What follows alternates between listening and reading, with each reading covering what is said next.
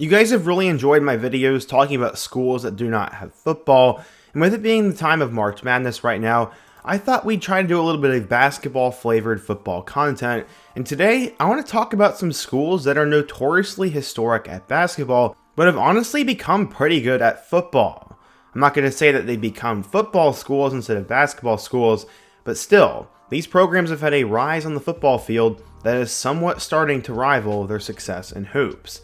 Today I have 5 examples of schools to go through, but before we get started, if you're a big fan of college football, be sure to subscribe to the channel, leave a like if you support today's video, and let me know what player, team, topic, or situation I can cover next. Now let's get started and talk about basketball schools that have become good at football. Okay, so the first example we're going to talk about is the Memphis Tigers. They are definitely known as a basketball program, and despite not having any national titles to call their own, they've played in 2 national title games in 1973 and 2008, have made 3 Final Fours and 6 Elite Eights. Most Power 5 schools haven't played in a basketball title game, so they are already leagues ahead of most of them. But in football, that is a very different story. Historically, they've been in smaller conferences because they haven't often been too competitive. They have just 8 conference titles in their history, and only 2 since 1971 in both 2014 and 2019. They didn't win more than 6 games from 1977 to 2003, and from 2001 to 2013, they went 59 and 99. But then they changed everything by hiring Justin Fuente in 2012, and it was a slow build for them. After going 4-8 in their last year of Conference USA, they would join the American in 2013, where they went 3-9. But in 2014, they then went 10-3 and won their first conference title since 1971. They would then once again win 9 games in 2015, but Fuente would leave for Virginia Tech. They then would go 8-5 in 2016 with Mike Norvell as their new coach, and then he would lead them to 10 wins in 2017, and then 8 wins and 12 wins. Norvell then left in 2020 for Florida State, and Memphis would hire from within and replace him with Ryan Silverfield. He would go 8-3 in 2020, but would have 2 down years going 6-6 and 7-6 in 2021 and 2. But after that, they went straight back up with 10-3 in 2023 and then 11-2 this past season. They've had some really good quarterbacks, including Paxton Lynch, Brady White, and then most recently Seth Hennigan. They could be playing their way into the new Pac-12, and then this past year they're considered one of the 3 candidates to make the expanded playoff alongside Army and Tulane from the conference. They did lose their second conference game to UTSA, which kicked them out of consideration, but this upcoming year they should once again be at the top of the American Conference, and Silverfield has proved to be a really good coach, and all of a sudden, really in the last 10 years, Memphis went from a doormat to one of the top group of 5 programs in the country. Okay, so the second team we're going to talk about is the Indiana Hoosiers. They've really only recently gotten good at football, and I put that in air quotes. They've definitely been known as a basketball program throughout their history, as they are truly one of the best to ever do it, but have just sort of been on hard times. Ever since their first season in 1901, the Hoosiers have gone a grand total of 1,950 and 1,130 in men's basketball, which is one of the better all-time records in college basketball history. They've also won the national championship 5 times, but their last one was in 1987. They've made the tourney a total of 41 times and got screwed out of it this year. They've won the Big Ten regular season title 22 times and have had great coaches like Bob Knight and Branch McCracken. They have struggled a little bit over the last few seasons though, as they did have glimpses under Tom Crean, but Archie Miller and Mike Woodson could not get the job done, and Woodson decided to step down after this season, and now they hired Darian DeVries from West Virginia and Drake this past week, who I think will be a good coach. But their football program is the complete and total opposite. They have an all-time record of 514, 719, and 46, or 42%. As of 2025, they are the second worst Power Conference football team in terms of win percentage, just in front of Wake Forest, and they lead all of Division I college football in losses and is the losingest team of all time. They're 3-11 in bowl games and have only won 2 conference titles in 1945 and 1967. Their last head coach to finish above 500 was Bo McMillan, who finished his 13-year career in Bloomington at 63, 48, and 11. They haven't had a single guy finish their time over 500, that is until they hired Curt Cignetti. Curt Cignetti had been a great coach at James Madison until last year, and his overall win percentage is 130 and 37, so Indiana was hoping to get a proven head coach when they hired him. Instead, they got one of the best teams in college football in his first year, as the Hoosiers had their first 10-plus win season ever, going 11-2 with a 10-0 start. They also made a trip to the inaugural expanded college football playoff, and in their first season ever getting above 10 wins, they'd match up against Notre Dame in that playoff game, which was super special, and no one could have ever seen that coming. Sure, they lost to Ohio State and Notre Dame, but it doesn't take away from what Cignetti was able to accomplish in 1 year at the second worst Power 5 team of all time. People don't give them enough credit, as everyone was trying to throw mud at them all season long, saying they weren't good enough or that they weren't elite, but who really cares? What was done was truly nearly impossible. What's better though is Indiana is improving, as they brought in Fernando Mendoza from Cal and a couple of other good players in the portal. He also got some really key players to come back for 2025 like Elijah Surratt, and it seems Cignetti has a no-nonsense approach, gets the most out of his players, and uses the portal really well. Indiana can only get better from here, and hopefully they don't fall off too much. I put air quotes around Indiana because they really haven't done too much, but they did also have that 9-win season in 2019, and also had that really awesome start in 2020 with Michael Penix Jr. Also guys like Kane Womack, Kalen DeBoer, and Tom Allen were coaches there who've continued to rise through the coaching ranks. While the first round of March Madness is over and there's been a lot of chalk, there is still a good opportunity to cash in on the games that are remaining. From the first tip-off to the Final Four, MyBookie has you covered in terms of high-stakes matchups, wild finishes, and big-time opportunities.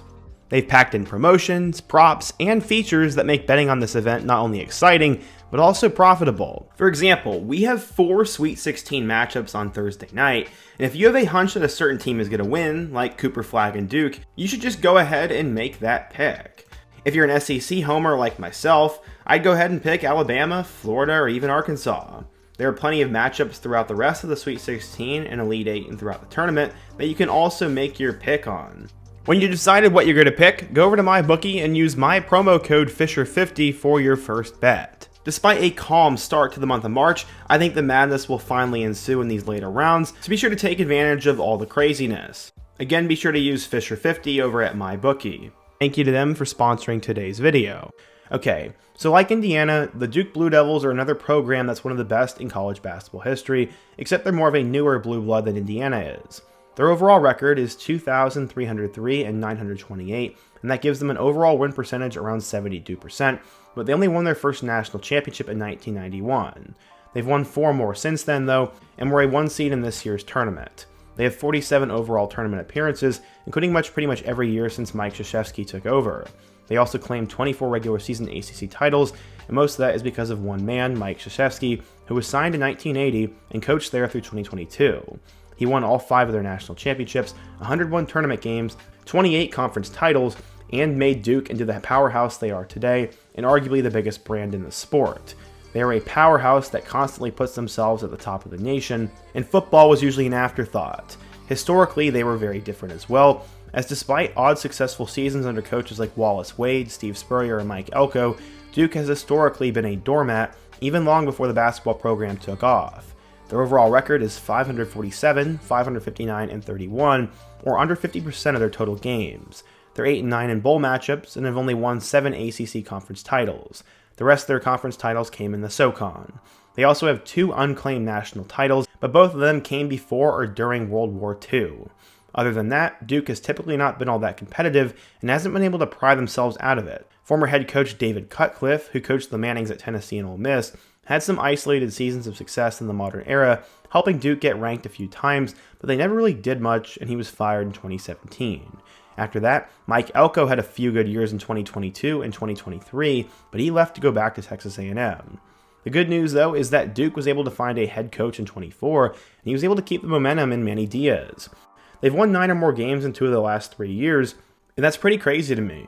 They ended up losing in the Gator Bowl to Ole Miss this year, but he has been using the portal effectively, as they pulled in Tulane quarterback Darian Mensah to be the starter, and they're instantly a contender for the ACC title, and I guess because of that, a college football playoff spot.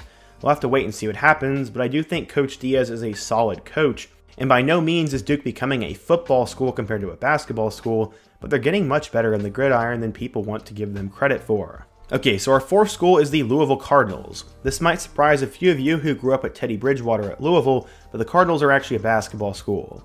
In 114 years of basketball, the Cardinals have gone 1,882 and 933, or a winning percentage of 67%. Unlike some of the other schools on this list, they've bounced around from conference to conference, as they've been part of a handful of leagues from the Missouri Valley to the Metro Conference to even Conference USA. They're best known for being in the Big East, the American, and now the ACC. But pretty much during that whole time, they've been basketball contenders with 3 national championships and 23 regular season conference titles. 2 of their titles were won by Denny Crum, and their last one in 2013 was won by Rick Pitino. They've been up and down since he was fired in 2017, as they had a good year in 2020, but it would never end up happening because of everything going on in the world, and Chris Mack just couldn't make it. They had one of the worst hires of all time in Kenny Payne, but first-year head coach Pat Kelsey from Charleston looks like he's got them in a position to be back where they were for a long time in the ACC, despite that first-round blunder against Creighton. Okay, so on the flip side of things, Louisville isn't actually a terrible football school like a lot of these basketball schools are.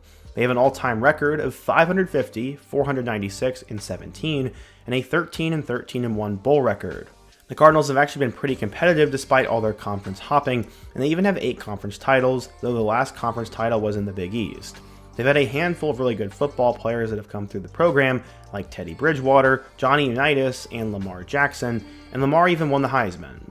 Big-time coaches like Lee Corso, Howard Schnellenberger, and Bobby Petrino have also coached for them. They currently have Jeff Brom. Louisville spent a long time searching for a power conference home, and when the Big 12 didn't pick them up in 2011, the ACC did in 2014.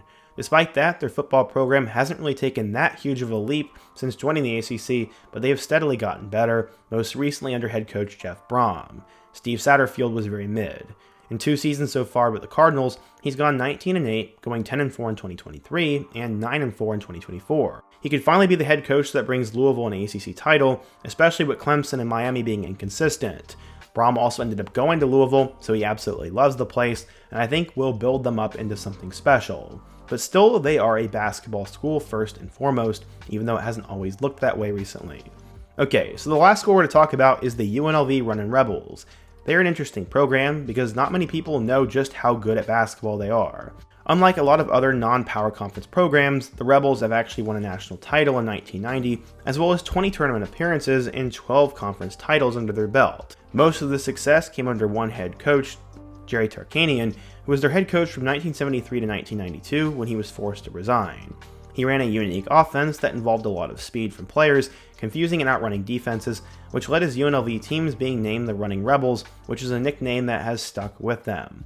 On the football field, there hasn't been much success historically though, as overall they're 256, 386, and 4, with just a 4-2 bowl record and 1 conference title. Don't let the bowl record or conference title fool you though, since most of that success has come in the last 30 years. Their biggest player in history is Randall Cunningham, who played from 1981 to 1984, back when they were members of the Big West. Their success has come in very brief moments, except for the last handful of seasons, where they've built a consistent winner in the Mountain West. After firing Marcus Arroyo after a 5-7 year in 2022, they brought in Barry Odom, who immediately led them to a 9-5 season and the Mountain West title game. They then won 11-3 this past year in 2024, where they lost to Boise once again, but they won their bowl game against Cal and finished the season ranked for the first time in school history. After the season though, Coach Odom left for Purdue, and UNLV's highly touted offensive coordinator, Brendan Marion, left to be the head coach at Sacramento State. But UNLV made a smart hire and brought in former Florida and Mississippi State head coach Dan Mullen. He was a good recruiter in the SEC, but not a good enough in-game coach to win there, it seemed. He should be good enough to succeed in the Mountain West, though, especially with the best teams in the conference leaving for the Pac-12, and former Mississippi State head coach Zach Arnett becoming his defensive coordinator in Las Vegas.